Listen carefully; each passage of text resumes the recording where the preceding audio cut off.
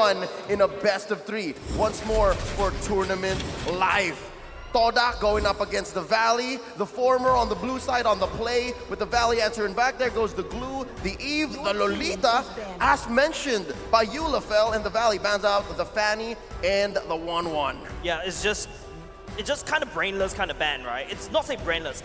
I would say this is a no question asked. Just take away that Super Shark's Lolita, take away the Eve from the side of Hoon as well, making sure the Valley is uncomfortable and then draft an uncomfortable draft for themselves and then be unpredictable and let's just fight it down to the mechanics. Right now, since Toda, they are the first pick, I want to see whether the Valley, they will ban out the Kajao, the carry, or let both through because both those heroes are very good for both teams. So if Kaja is let through for Toda, then they could really set the pace of the match. If they have a carry, then it's just drive around the carry. Make sure that Momo, because again, we're expecting Momo to go to the gold lane to really set the tempo. So this is a very good spot for you to pick up the carry. Yep, and if you do get the carry, I think the Valley, that answers one of their main fears last night in that post-match interview. No! They spoke about how scared they are of Hilda, and now they have to no longer worry about that. The counter to the Hilda, right? The peel, no longer there. First pick for Todak, the carry. The answer, though, the Joy, who no longer now has 100% appearance in M4. How are you feeling about this Joy first pick? Personally, I feel like the Joy, especially after watching the previous series, I don't see the massive impact that Joy could actually output. Yes, she's super annoying. Yes, she could dish and dash around you. And she's super hard to catch, but she doesn't really do any damage. She also doesn't peel as well as at the same time. You can't really split push. You can't really jump from one point to the map to another. But also another big question is, Joy is flexible. And speaking about flexibility, the Valentina comes into play for the Valley. I agree with you saying how Joy is flexible because a lot of people are still debating whether Joy should go to the jungle or the EXP because with the Vengeance, Joy is actually quite a troublesome hero to deal with because 57% win rate is not the worst win rate to have, but also not the best. But we're talking about Toda going up against the Valley, so having Joy is a very chaotic kind of hero. So I kind of feel like this kind of works out for them to go up against Toda because Toda, at their best, they're very good at coordinating who should they shut down first. So having the Joy there, kind of like disrupting their tempo, might be good. Yep. And going into the second phase, that's a lot of damage locked in by Todak already, the Lapu-Lapu and the Hayabusa. So it's clear what Todak's plan is, and there you go. I think with this pick, the Fredrin on the Valley, they might as well have said, you know what, this is a straight XP lane pick, Joy, right? Yep, agreed. Yeah, I feel like the Fedrin definitely should go into the jungle. The taunt that you can do, especially when Hayabusa exits from the Shadow Kill, if you time it just right, you can catch Hayabusa off guard, and by the time the taunt finishes, your Shadow Kill has already, your Hot Shadows are already expired. You don't have a backdoor all the way out. I'm really looking at what kind of hero can Yusuke use because if he uses a hero that has a very big ult, it's gonna really detriment them because the fact that the Valentina is there, it's very problematic. Hilda is quite good going up against the Valentina, but has been banned out. So really, I'm looking at a hero. And here, Basic, his M4 stats, Basic's Bloodbath, the only player that got 2 Maniacs in M4 World Championship. But I gotta say, Chico had 1. So that's big questions, right? I mean, yeah, that's half of what Basic has. 2 questions raised immediately, right? What's Yumki gonna play, and what's Basic gonna play? How is he going to get to that point wherein he's breaking his own record, or maybe possibly 3 Maniacs, or maybe even a Savage at M4? So now with that Claude ban, it looks like Coach Amux and Coach Azim know that they have to protect themselves from this prime level of Basic. There goes the Kadira. One more. Is this going to be a gold lane ban? I feel like it's definitely going to be a gold lane ban. Basic with super bloodthirsty, already 2 Maniacs. You don't want to give something that's meta, right? You want to cut down as many marksmen as possible, but no, instead, Todak focusing on the Mathilda ban. This is kind of weird because I was kind of expecting for like a Beatrix because right now looking at the draft from the Valley, they have a lot of magic damage. So Harif is a good pick, but overloading with magic is kind of easy to itemize again. Yep. So I'm really looking at some kind of physical damage dealer from the gold lane. So I'm thinking of Beatrix, but it looks like perhaps they want the Beatrix to go through. Maybe it's kind of a bait by banning out the Matilda because Matilda could be something good against Toda's draft, but I can't see it right now. Yeah, the Matilda actually opens up and allows for the mobility on the Valley, and Todak doesn't want that. I think Todak just wants to take it to their face and make sure that when they make an engagement, it sticks.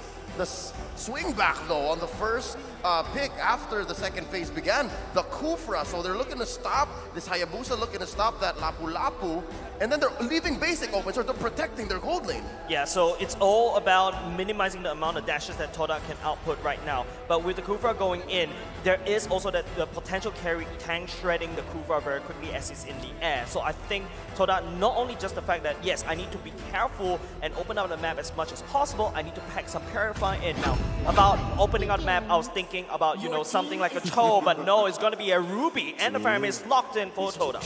With this kind of draft, Todak really wants to fight a lot, so they really want to be chaotic, they want to start everything early, because this is going to be very interesting for Chico guys to be using the Faramis, because in their own MPL, Yumski is a crazy Faramis because he always get those crazy engages, crazy catches. So now, having them both being an engaged type hero, I want to see how they can control, especially in the river as well as the jungle side of things. Because looking at the Valley, they're quite tanky, I would say, with the Joy, with the Fredrin, with the Kufra. So if they do want to establish an attack, I want to see whether they're really going to be hoping for Hayabusa to deal the most amount of damage, or actually fight around the carry and give more space towards the carry. I think apart from the carry conversation as well, I think the Valentina going in front beside the Valley, you've got big ultimates from Todak. Two, in fact, the Ruby and also the Faramis. And these two, well, it all boils down to how Hoon actually pilots that Valentina. These game-changing ultimates could, in fact, benefit the Valley more than Todak. Truth be told, going into this draft, I am worried for both teams because they have very small box control. Correct. When team fights happen, you have to find a better re-engage because look, your tanks, they come in and it's very honest. You have that jump from the Kufra, you have the pull from the Ruby, and then you both technically have a cult altar. Yeah. So with that being said, it really comes down to who finds you first and who has the better angle. Looking at this game, I want to see the first 3 minutes. I kind of feel like that will dictate how everything is going to shape up. I want to see if Joy can actually control the EXP lane. We are expecting that Joy will go to the EXP. And Hayabusa, I gotta say, looking at Team Hot, it didn't look well. I hope I see a different Hayabusa here with Rival piloting the Hayabusa. Here we go, game number 1 in a best of 3. It's Todak versus the Valley.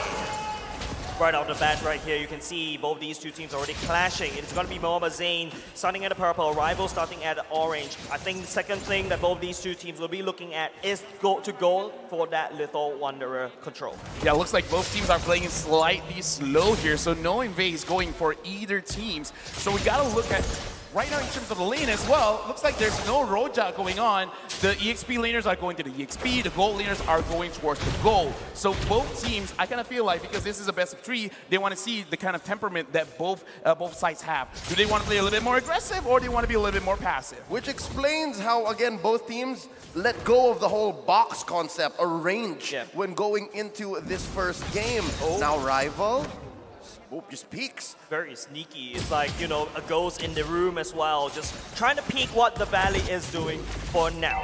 Very good map control for Todak, and it's just now that the Valley had a little bit of control from the top. And I don't know if this is a surprise to you, Lafel, the Joy is actually winning against the Lapu. Semi not surprised, because in the early stages of the game, we do have to understand that the Lapu Lapu kind of needs his level 4. He's good at poking around with his passive, but the thing is, because Joy is moving so much, it's hard for him to actually hit his first kill directly onto Joy. So I kind of feel like right now, White Chicken with a lot of mobility is really confusing for me. Yep, look at this presence from Todak down in the bottom lane. They know how important basic is, and they know the mid-game spike that the Brody can get. And Shark! Supercharge charging it off with the hunting ball as well. Rival will be able to just walk on away. Basic, no engage, it doesn't stick. Yeah, because in that kind of situation, Rival could not know that the Kufra is there because of the changes of how the bush mechanic works with a lot of disengaged heroes. Formace is quite deep into the Valley's territory. Supercharge charges, but he charges all the way as well. Yumski will be hooked. Hoon will be the one against Hoon, and Rival picks up the first blood for now. The fight ensues. Rival will be jumping all the way back. Moba Zane going in with the ultimate, but will not be able to connect for now. It's going to be Cult Archer activating, but Rival will be having the turtle control. Todak, the Malaysians claiming this territory early on. Not much for White Chicken to do. He has spent his ult, so he unlocked it, giving Todak a clear and free turtle.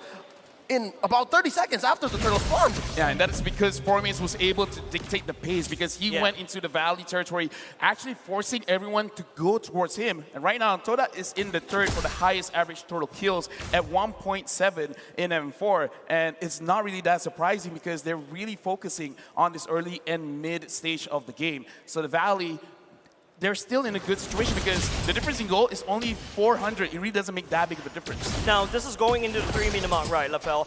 Looking at the state of the map right here, todak has already picked up the first turtle and also a bit of a goal lead, but not too far. With 200 on the map, the Valley knows that that was a hard first engage. This is where todak is strong, and that turtle really just wasn't ours. So they're waiting for Basic to come online, for Basic to build a little bit more. The power spike, Shark gets pulled. Shark gets pulled, the Super Shark will activate out the flicker to over the wall, but it's going to be not going to be able to stick. The cult archer prove it so difficult for todak to handle. So I hate to say it, but I think I was right when I said no box gaming for both teams. And todak is just finding the better and earlier and more decisive engages. Yeah, right now I'm looking at the laning stage as well. Momo is actually trying to put Basic at a deficit because Yumski as well as Rival, they are waiting here, but the Valley kind of seems like they know what's up. Yeah, it feels like a party at the bottom lane. It's going to be Super Shark engages. Basic jumping up, but here comes the call on from the side of todak at the same time. Super Shark will be bouncing out, but will not be able to do anything for now. Both these two teams, they can't find a single kill. Okay, with that kind of engage and disengage, we're looking for a potential clap back. The Valley just not ready for it, not right now. Oh, here we go. The shadow kill going in at the same time, but Super Shark will be dead to bouncing. But Rival will be able to get out. Yumski going through the purple box.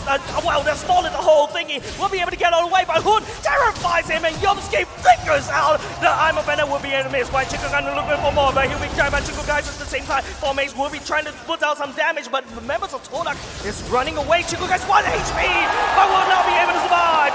White Chicken activate the Vengeance, but will also fall as well. It's a trade. Oh, another one falls. An expanded and extended team fight. All this while, the Valley was just using that to buy time. They get the second turtle. Yeah, looking at this, it could be a game where we're looking at whoever pulls the trigger first, because the way that you got to go in and out of the team fights, you got to micromanage all of the timings, the ults, the spells, because looking at the itemization right now, Joy already has that Genius 1, so a prolonged team fight will be pretty good for the Valley because quite a lot of magic damage is on their side. Rival here, having the Hunter Strike is great, is good, but I don't think the Valley, anyone will be really alone, so he can't really maximize the power of the Hayabusa. Yeah, even if White Chicken does go a little too deep, you can already see that White Chicken's building hybrid.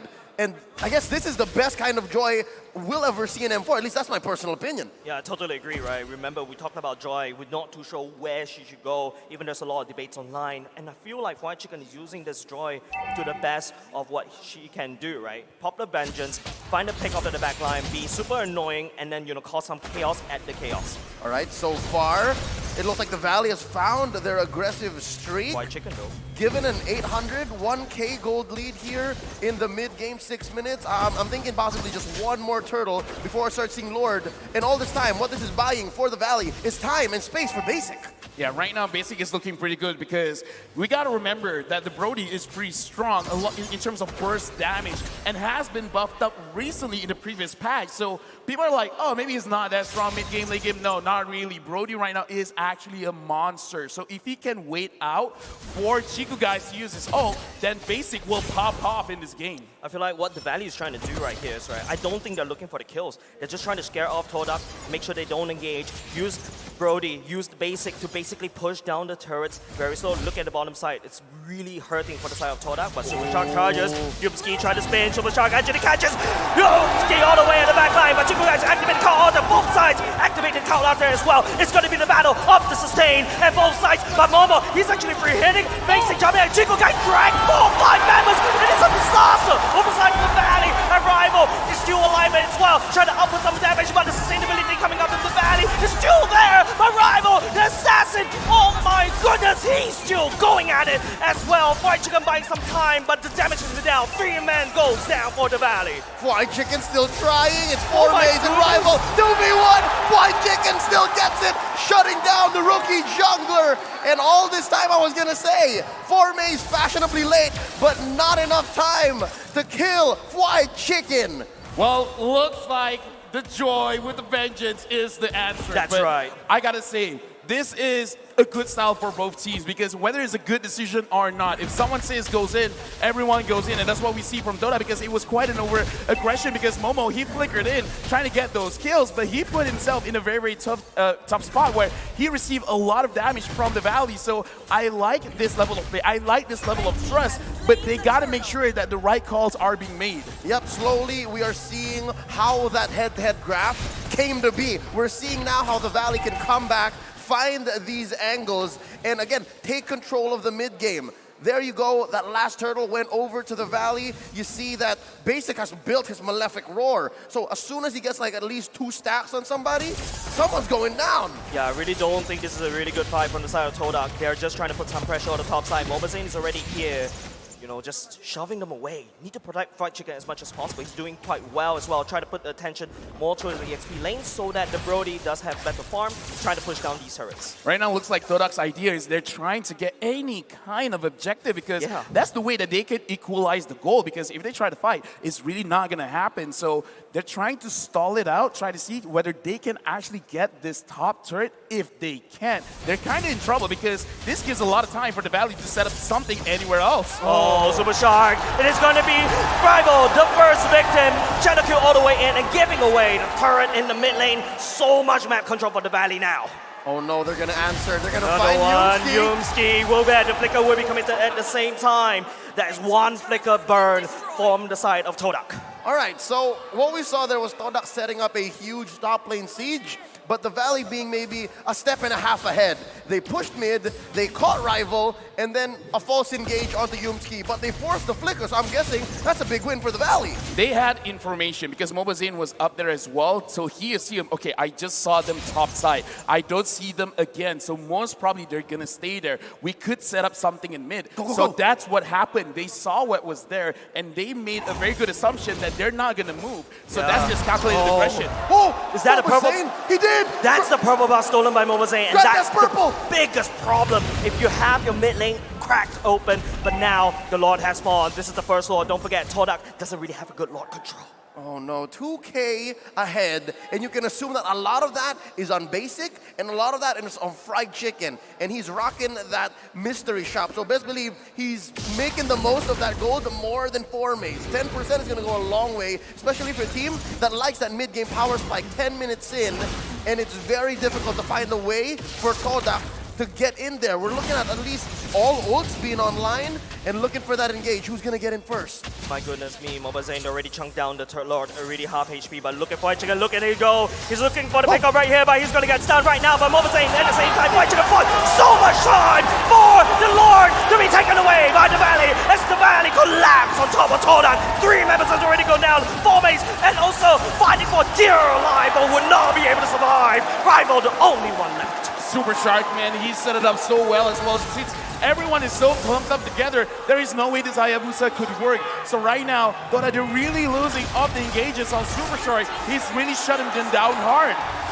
And now they're making their way into the base. That shield pop. Chico guys forced to use the cult altar early. Too early and too late at the same time. Yosuke will be dragging it down. Look at the damage from Momo. Will not be able to connect. Basic, still all the way back by the hood coming in. Wins the call out of his own. And Rival gets knocked up in the air at the same time. It is going to be Momo trying to output some damage on the backside, but will not be able to connect for now. Formace will be able to take down one self for now. As Hood will be taking down Chico. The stun going in. Formace, what are you going to do against MobaID? A show of sportsmanship between Zane and Formaze.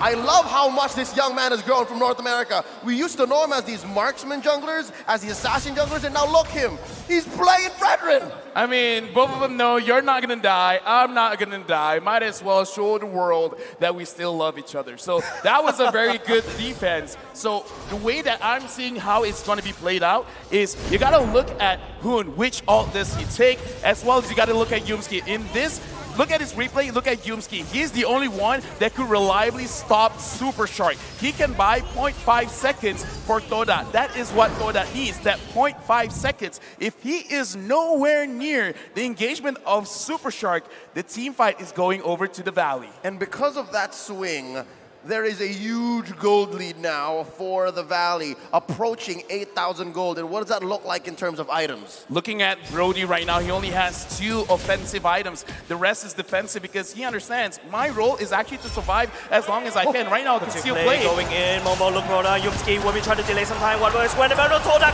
But Yumski, he's taking a little too much damage from the side of basic.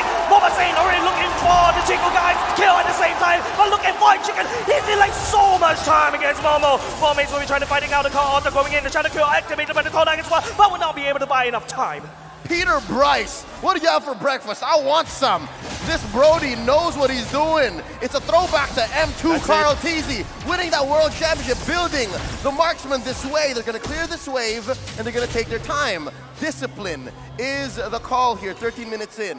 Right now, I kind of feel like Todak, if they really want to take a fight, they kind of got to take it in a very open space because closed spaces is very good for a Kufra. So inside your base, around the river, not inside the jungle. If they do want to fight, don't fight in the jungle. I know how strong Ruby is in the jungle as well, having AoE control. But at this point, you got to respect Super Shark. Pick your fights at the right location. With this current location, it's not good for Todak. So they got to keep this in mind in their next fight. And the same can be said about the Lapu-Lapu as well. If you're in those tight corners, those alleys, it's kind of hard for Formaze to predict where to land the bravest fighter and all the following skills. So that again allows White Chicken to just go roughshod straight into the back line. Now this Lord, it's as free as it gets. All right, gratis as they say here in Indonesia, giving them what, a close to 10k goal lead.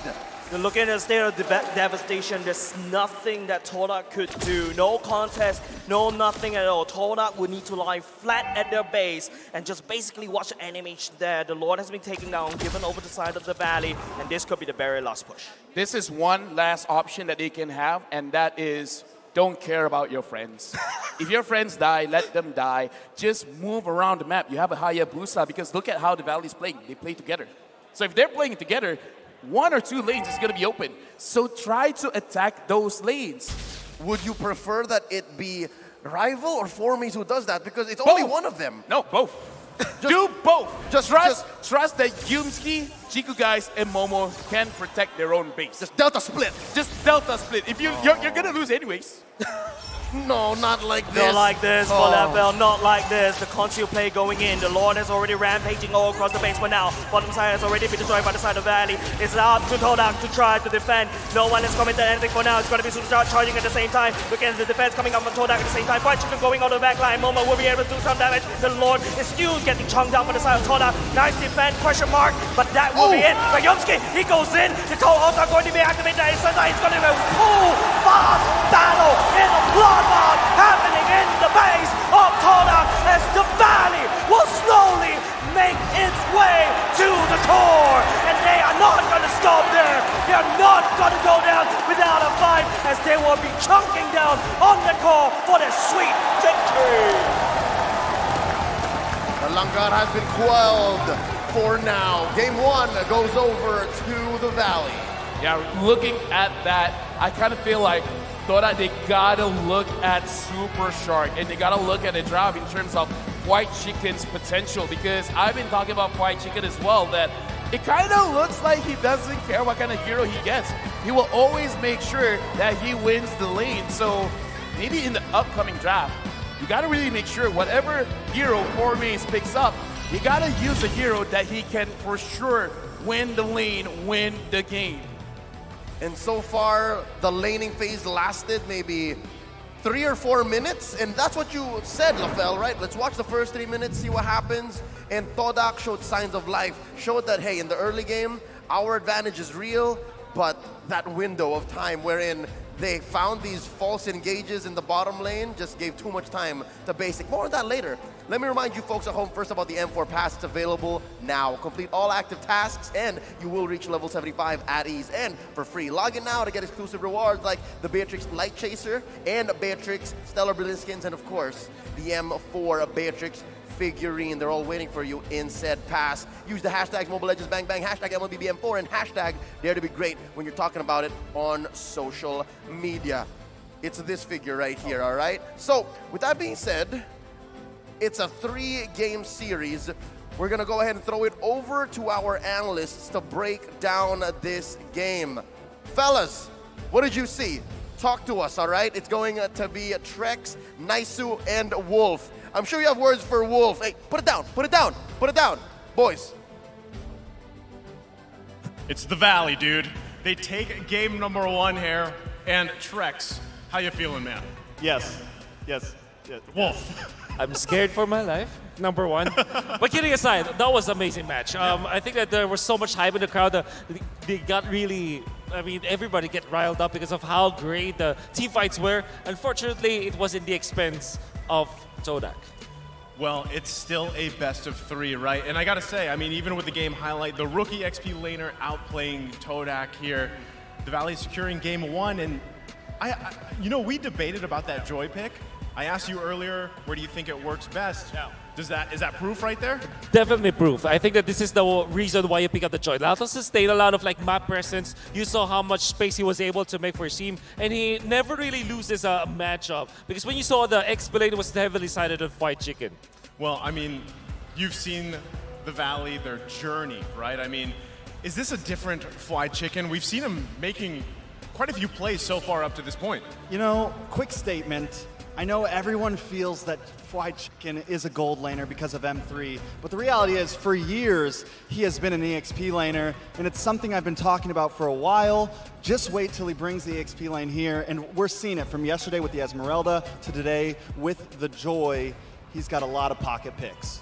Well, I mean, taking a look at the items here for this game number 1, 7 to 19 here was just under 16 minutes.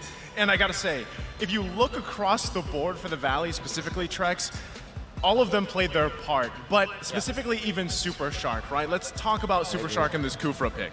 I mean, I think it was clutch, and I think this is what we've wanted to see with Super Shark. Also, picking up that immortality towards more of the late game gives him even more courage to dive in, right? And you're scared of that carry. You're scared a little bit of getting shredded down, and that was his answer.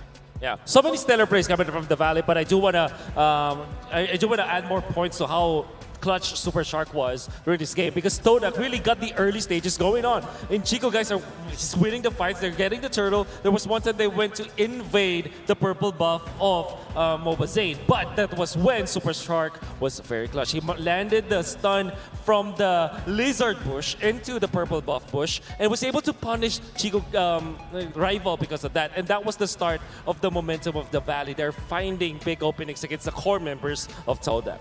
And I mean, not only that too, but a lot of this started with Moba Zane. He's picking up this Fredrin quite often. It's either, let's say, the Fredrin, the Barretts, those utility junglers, and he secures those objectives, especially the turtles early on, and it helps snowball the Valley here. Trex, that's a huge component to their success. Another huge component is look at the team fight participation. Everyone is working equally, and this was another thing that they had trouble with. Synergy, shot calling, these types of things, and right now, they're working at their prime as a unit. Yeah, and just the opposite can be said about Team Todak. Their side laners, 4Mace as well as Momo, they're not activated as much. For looking at the Valley, they activated everyone. For Todak, they had to wait for their timings. Unfortunately, the timing didn't come because of the stumble that they had when they tried to invade Moba Zane's purple buff. And I gotta ask you, I mean, we've seen the Faramis pop up a lot of times. Do you think this was a weak link to the composition for Todak here? Was it really a good choice to run with this Faramis pick? Well, you know, if you think about the Faramis, like a few patches ago, you would argue that it's a very strong hero when it comes to team fighting in the early stages. For now, that isn't the case anymore. There is no shred coming out from Team Todak. They have like what? Lapu-Lapu as well as the carry. They need to farm. And even the Hayabusa needs a lot of farm before it's activated. So to answer your question, yes, I think the Faramis choice was more of a weak link than it is a strong one. Especially after the Valentina, right? Like, exactly, if they would have maybe picked it earlier, banned out the Valentina, yes, it could have been clean, but hold up, the MVP, Super Shark, 84% KP, a beautiful item build, and didn't even have to max out. I mean, they cleaned up the game very quickly, and I think just 2-1 of 14.